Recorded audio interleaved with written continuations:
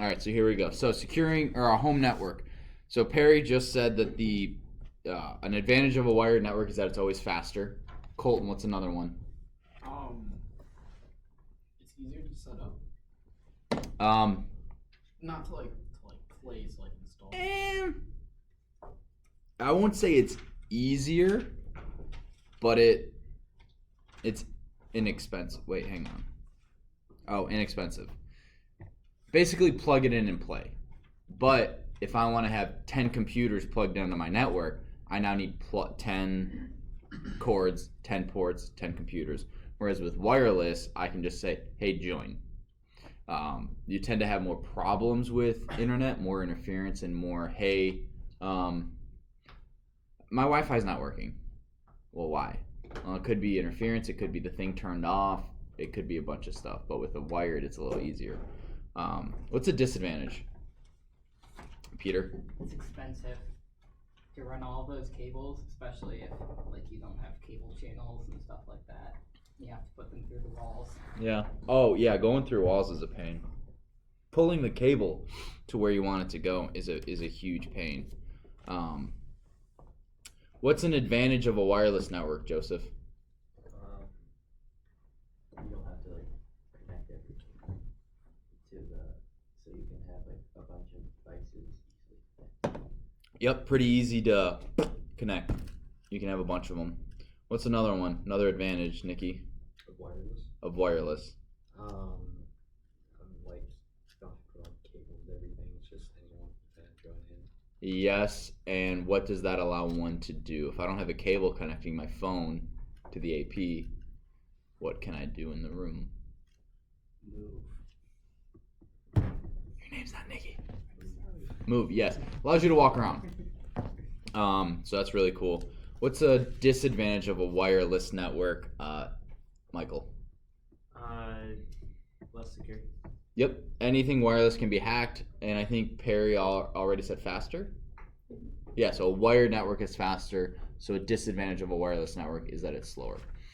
Now these 802.11a, b, g, and ac, you do kind of need to know these because they will say which of the following 802.11 standards, because the 802.11 is the standard for wireless.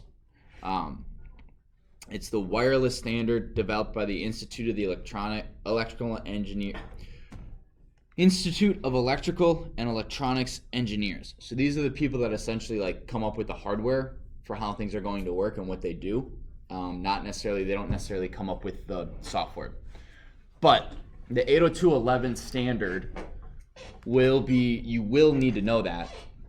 And then you have 802.3, which is Ethernet. And I remember that as a 3 is an E backwards. So 802.3 is Ethernet, 802.11 is Wi-Fi. Wi-Fi, let's go with the 11 is the two I's. So you have Wi-Fi, 802.11 is wireless. Now the A, B, G, and AC are ones you really kind of have to memorize because they do ask which of the following standards operates on the 2.5 gigahertz or 2.4 gigahertz. Which of these are on the 5 gigahertz, and which one can do both?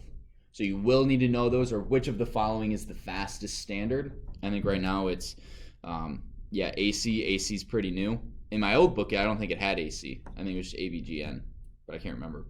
So you will need to know these. So wireless A is 54 megabits per second. It can go up to about 75 feet, and it operates at 5 gigahertz. Who knows the difference between 5 gigahertz and 2.4 gigahertz, other than their different numbers? Peter, give me one. It's the size of the wave. Size of the wavelength of the yeah. Maddie? I know functionality-wise, I think 2.4 can generally reach farther, but it's a weaker signal, and 5 is stronger, has a shorter thing, and 2.4 is also the frequency which the microwave works on. So if you're doing a microwave and having 2.4, you're going to run into some issues.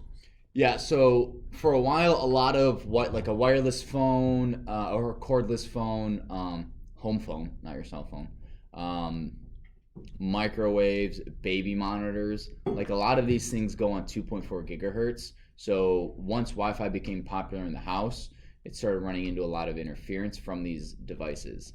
Yes. Is it possible that if you have the microwave running when you're watching something on TV, like it affects the thing you're watching on TV? It could, depending on where everything's located. Because like if we're watching Plex at home and someone starts the microwave, the Plex will instantly stop and just buffer until the microwave stops. Seriously? Yeah. Yeah, well they operate on the same frequency. So yes. If that is happening, that is probably why it's happening. Is there a way to change that? Change whatever's running at 2.4 to 5. So your router should be able to say, I want to run 2.4 only, I want to run 5 only, or I want to run both. And the device you're using, you should be able to say that as well. What's Plex running on? One of my uncle's servers. I think you may be able. Well, I would on that server. Is it wireless or is it connected to your AP I think or router? it's wireless. Check and see if you can change it over to 5, and you won't have that problem. So yes, 2.4. I feel like I always mix these up, but 2.4 has a thinner wavelength. No, why? What? I think it's bigger. The lower the frequency, the bigger the wave is. Is it? Yes. You're right, because the higher the number, the more times it cycles through per second, so you have to have a shorter wavelength. Thank you. So 2.4 gigahertz has a wider wavelength that allows it to go further, but it can't go through things as well.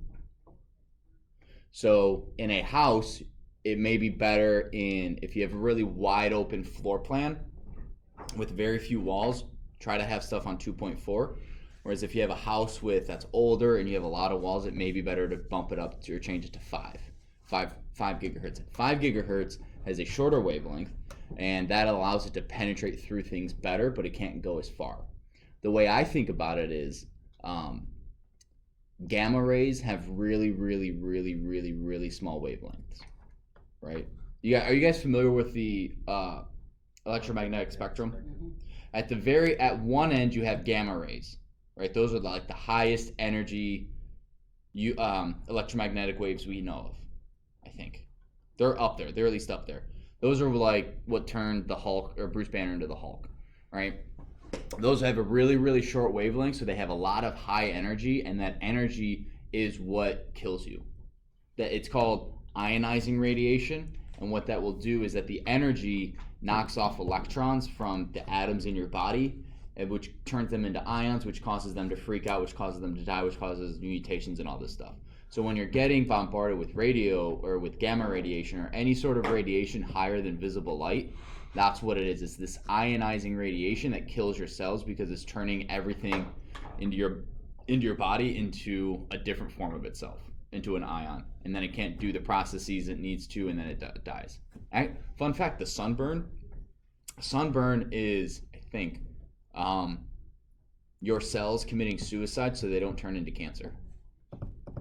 So your body realizes, oh my gosh, we've been screwed up by this gamma radiation. We need to die, and your cells just kill themselves off in order to save you. It's pretty awesome. So you can think of higher number, smaller wavelength, more energy. More energy. Gamma radiation can go through almost anything. You need like 3 meters of concrete and like a meter of lead or something like you need a lot of stuff to stop gamma radiation. So you can think of 5 gigahertz being able to go through walls better. 2.4 are more like radio waves. Radio waves have these sometimes kilometer long wavelengths. They are huge, but that allows them to go a lot further. But if stuff gets in their way, they can't penetrate it as much. Does that make sense? So 2.4 can go further, but not through stuff as well, versus 5.0 that can go through things better, but it doesn't go as far.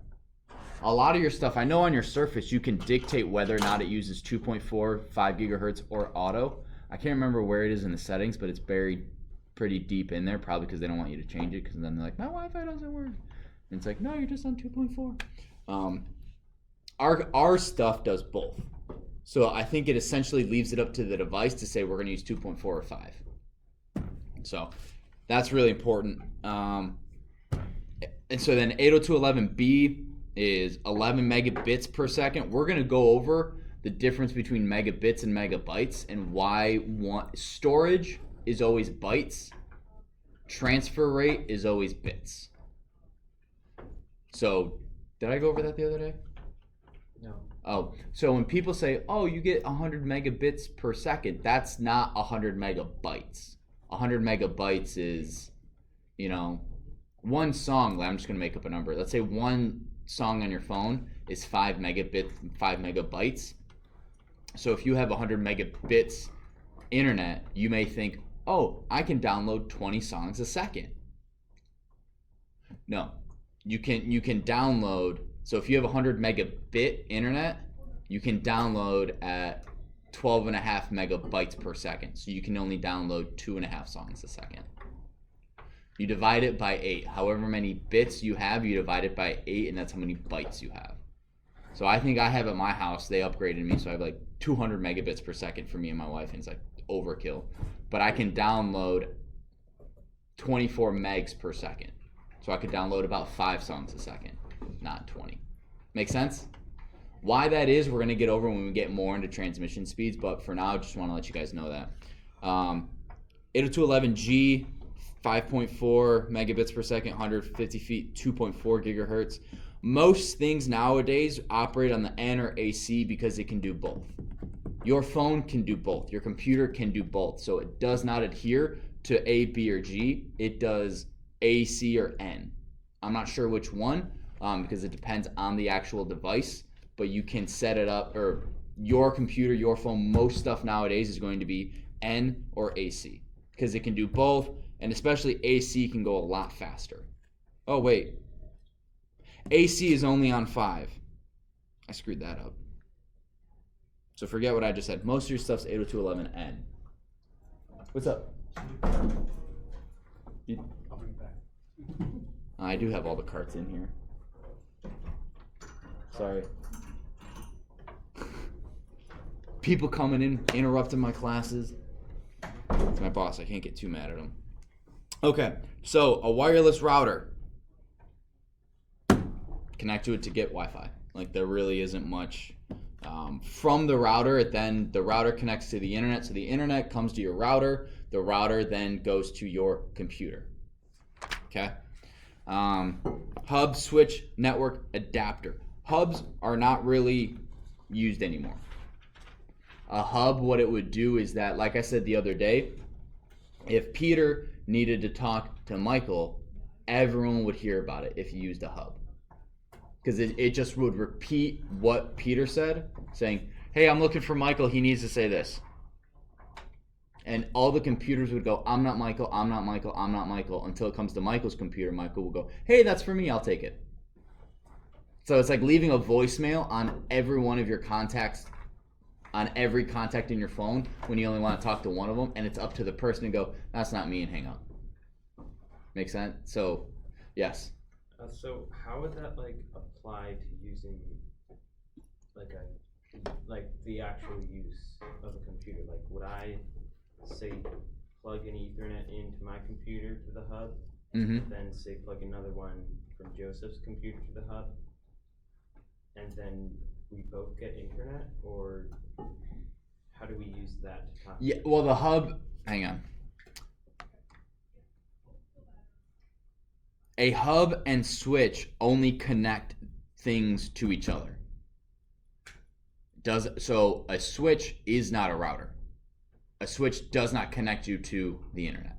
What it does is it connects you to the thing that connects to the internet.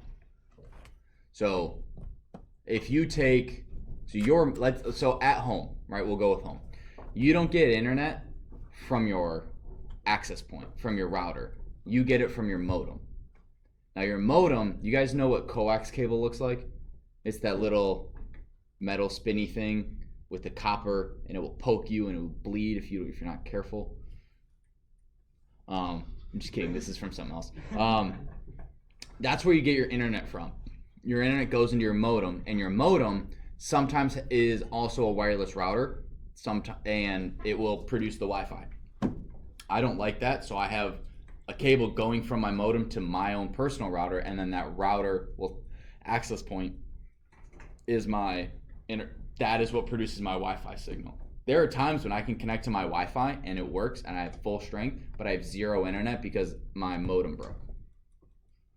That's what a switch is. I can connect to a switch, but a switch doesn't give me internet. A switch just allows me to talk to other things. So for example, we got 15 computers in here.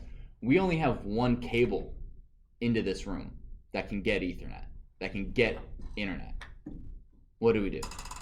We plug in a switch, and that allows the internet to talk to all of these computers.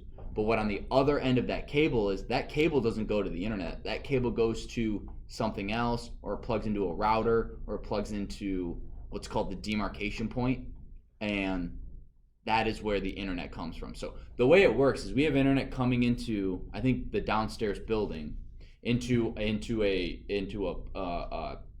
I don't know the term, but it's a router of sort. Put there by, I think Xfinity is our internet. Put there, no, it's not. It's ENA. Point of presence, right? What? Points of presence, where the internet comes into like a building or campus. I'm not familiar with that term. It's called the demarcation point. That's where the internet service provider stops, and it's our stuff from there on in. So they have this rack mounted thing, I can't remember what it's called, and we plug an Ethernet cable into the switch that then gives internet to everything in here. So a switch just allows computers to talk to each other, with or without the internet. But your switch needs to connect to something that provides internet in order for those computers to have internet. Does that make sense? So a hub would just say, I'm getting information from the internet to go to Maddie's computer. Maddie's computer, take this. And everyone else hears it, but she takes it. Right, so the switch controls which computer can get internet at like a basic level? No, a switch doesn't control. A switch just allows one thing to communicate with many. Right. Okay. Yes. And a switch is the updated version of a hub, and it's a lot better because instead of going, hey, Maddie, here's your order, and everyone hears it like, oh, Maddie ordered takeout. It's, Maddie, here's your order, here's your information. Oh, Peter, here's your stuff. Oh, Perry, here's your stuff. And I'm not yelling it to everyone. Decreases broadcast traffic because if I have 100 computers and they're all talking to each other and they're all yelling and they're all going through hubs, you get a lot of network traffic, slows stuff down, and then it's also less secure. Joseph. So if you have a hub and then there's 5 computers on it, someone's streaming Netflix or something, does everyone see the Netflix, or do they just see that they're streaming it? No, what I'm pretty sure happens is that your computer goes, oh, that IP address isn't me. Okay. And it just ignores it. But if you have software or you know how to do it, you can say, hey, I still want to see that stuff. Computer, don't ignore it. But it's kind of it's left up to your computer to say, yeah, that's not me, pass on. Okay. So you can tap into it without you probably could. I don't know how to do that. I don't know what software you would need. Okay. But I know it's possible. So that's why you don't want to use hubs, you want to use switches. And then you can have unmanaged switches, which is basically, I'm going to take this Ethernet cable. You guys know like a surge protector? A switch is a surge protector for internet, right? So I used to have in my bedroom 3 or 4 gaming consoles, but I only had one cable run. I plugged that into a switch, and then I plugged my consoles into that switch. That gave all of them internet, even though I only had one cable. It was a surge protector or a power brick for multiple things. That's what a switch is. It doesn't allow power to go from one outlet to another like a hub would. A hub would allow, so that's, whatever. So a switch just allows everyone to share the Ethernet, shares the internet, the bandwidth that comes in that one cable. A managed switch, you can actually say, hey, these four ports can only talk to each other. These four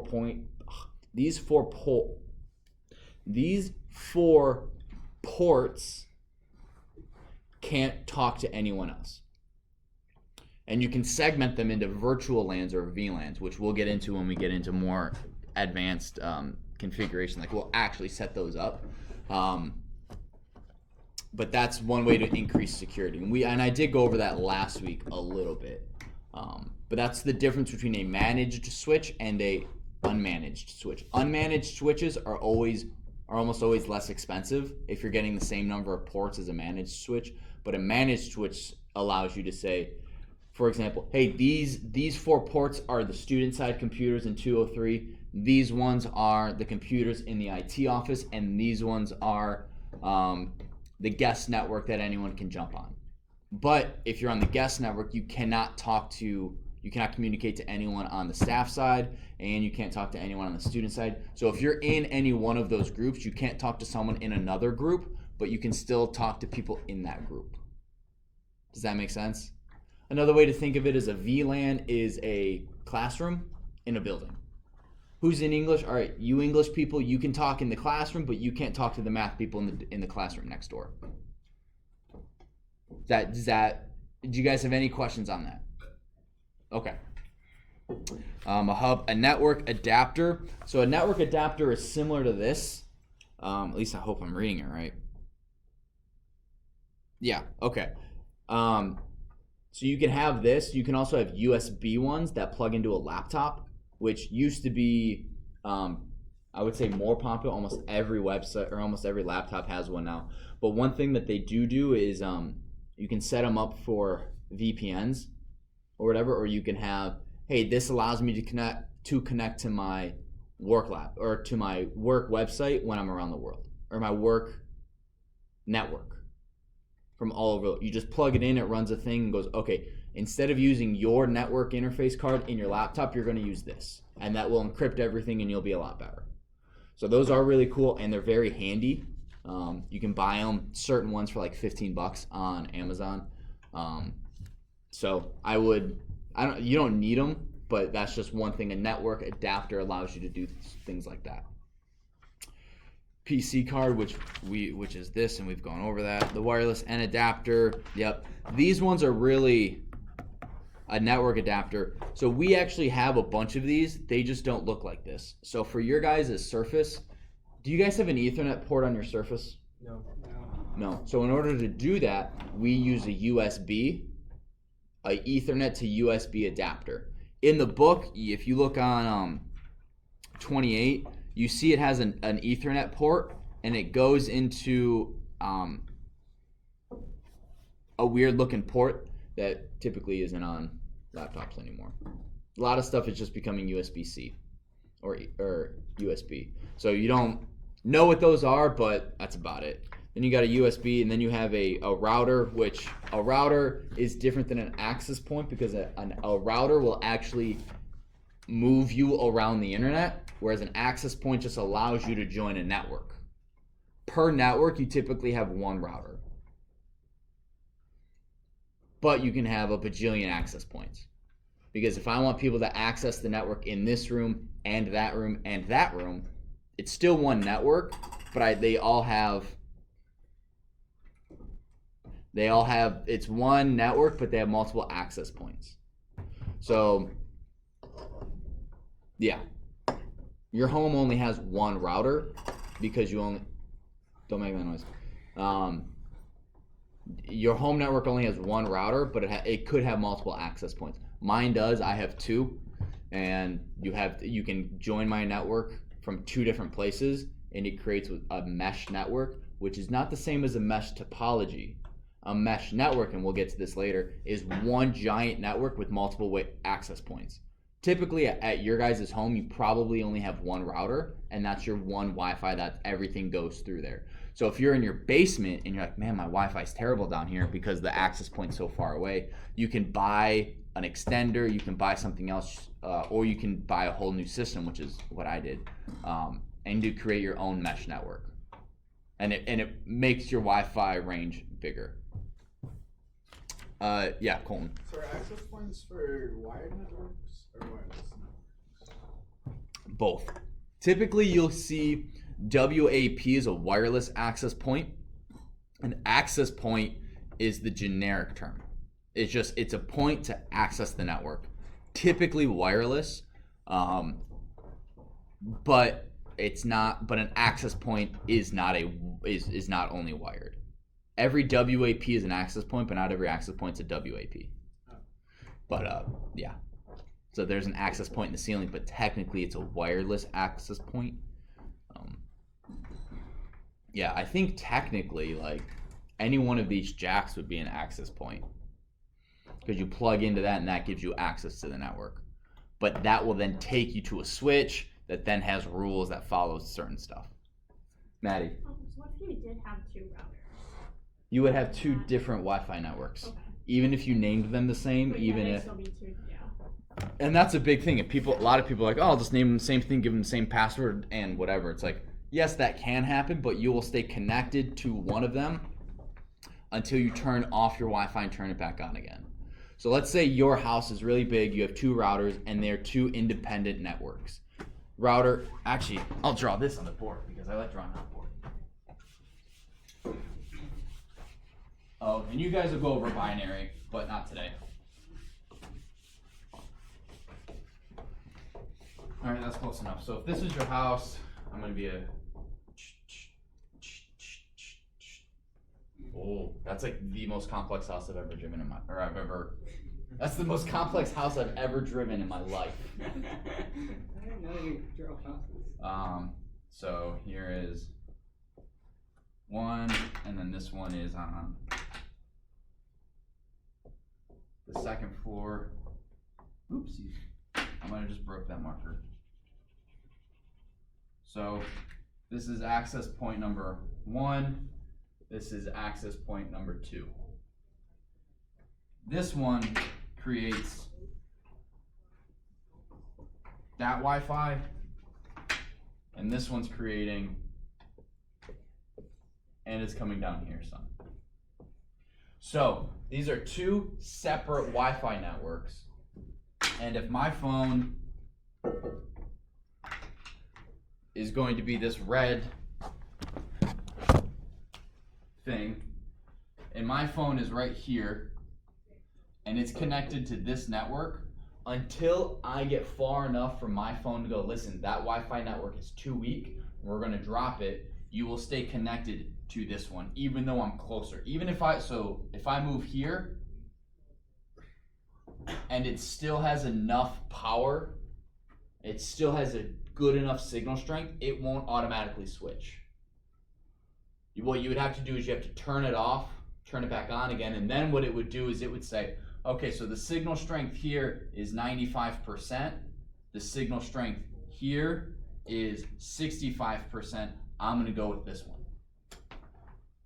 But if you have two distinct networks, this will happen all the time. You'll be sitting here thinking you should have a really, really fast internet, thinking you're connected to this one, when in reality you're connected to this one and you're getting your 65 as opposed to your 99%. So with a mesh network, what it does is that it changes all of this. So instead of being two separate signals, you have two separate locations to join the same network. So it doesn't matter if you're here, it'll connect to the same network, and it'll be fast. Right? You'll have the same overall speed no matter where you go. Does that make sense? So if you have a big enough home, I knew someone who had 12 access points installed in their home. Oh. And it was needed. It wasn't like I have 12. It was crazy. I only need one, but I have two. because why not? I saw 2 hands. I'm losing my mind. Okay, and then a modem. So a modem is the demarcation point of your house. The demarcation point is where the ISP hardware ends and yours starts. Typically, if you have a modem that you rent from your ISP, that would be it, right? That's their stuff, their hardware. If you don't, the demarcation point is almost actually the end of the coax cable. A lot of people rent. It's like $10 a month, and most routers that you can buy, 60, 70. You can just buy your own modem router combo. Mine is a lot more than that because it created that mesh network, and this was like 3 years ago, so 3 or 4 years ago. So it was kind of new-ish to be able to buy that for the house. But it's awesome. I recommend it. I love it. Joseph. So at our house we have one router, but we have like 2 networks from it. I think it's a normal one, and then one is 5G. So is that like separate from? Yes, it's the same concept. One is 2.4 gigahertz and one is 5. So depending on so some things are only 2.4 and some devices can use 5. So some devices can use one or the other. They can't use both. Your phone can probably use both. A lot of people say use the 5 gigahertz. It's faster. It really just depends on where you are in the house and what's in between you and it, and what your phone is allowed to.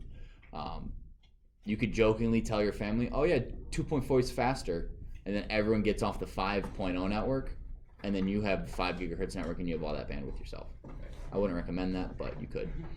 Maddie. I know we have something similar. We had the 2.4 and the 5, but we recently got a second router, which was a third network for like a day. But then I know that somehow my dad was able to put it all under one name, not just all named the same, but all into one name, so that it would automatically switch. Not from our own phone, like from. Yeah, the network itself. Yeah. Yes. Yeah, I'm sure there's stuff you can buy that if you buy a third router, it takes the network from one, network from another, and produces a new one. I don't know. I'd have to look at it more. I've never really heard of that, but it doesn't surprise me and it makes sense, and I'm sure that's out there. But yeah. Quite a few routers have like the 4 switching ports and then 1 internet port. And if you plug a cable into the switching ports instead, it'll act as a wireless access point instead of create a separate subnet or a separate network. Say that again? If you plug in, say you have a switch, yeah, and you want to put it out to 2 routers, instead of plugging it into the internet ports on both routers, you can plug them into the switching ports. And the routers. What am I plugging into the switching ports? The connection from your main network.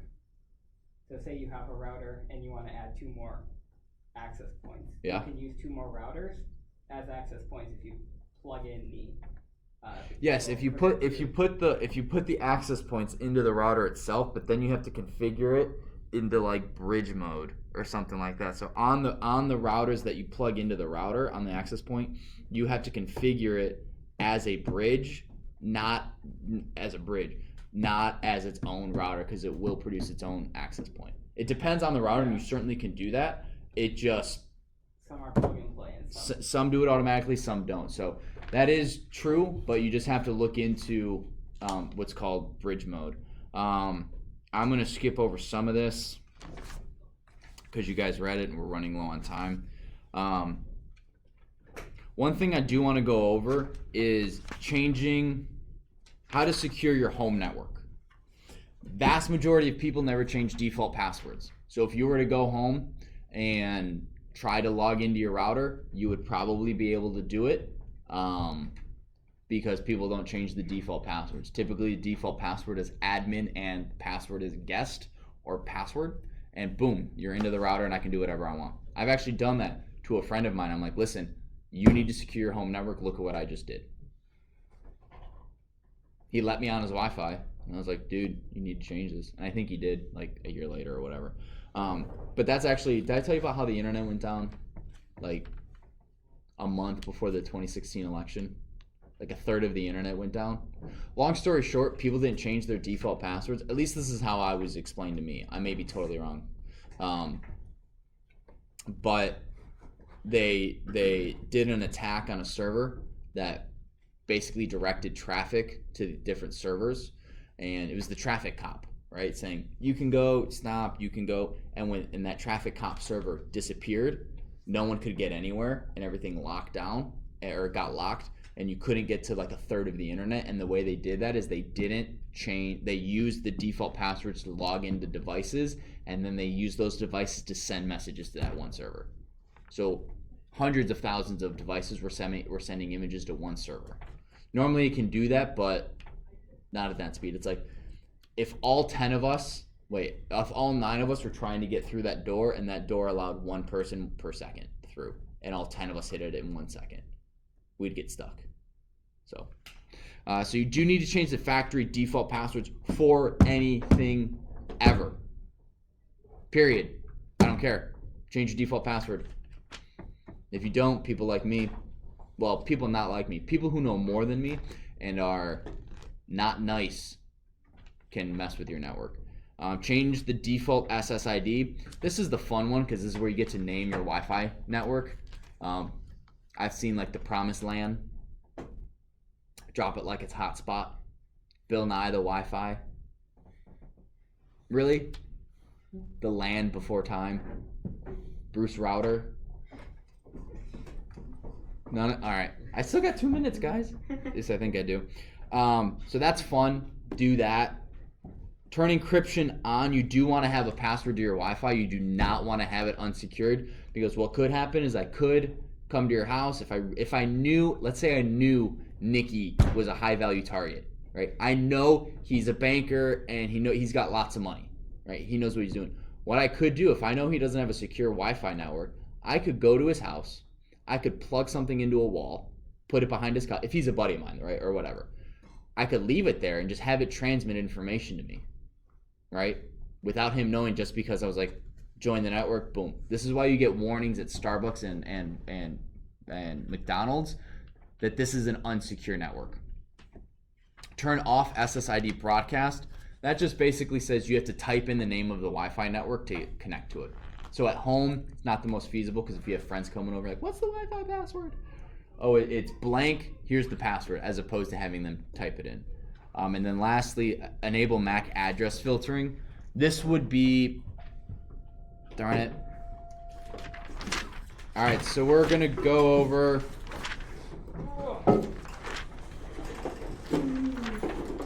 nothing for tomorrow. I think we're gonna go over 1-6 together in class. But yeah, that's it. Have a good one.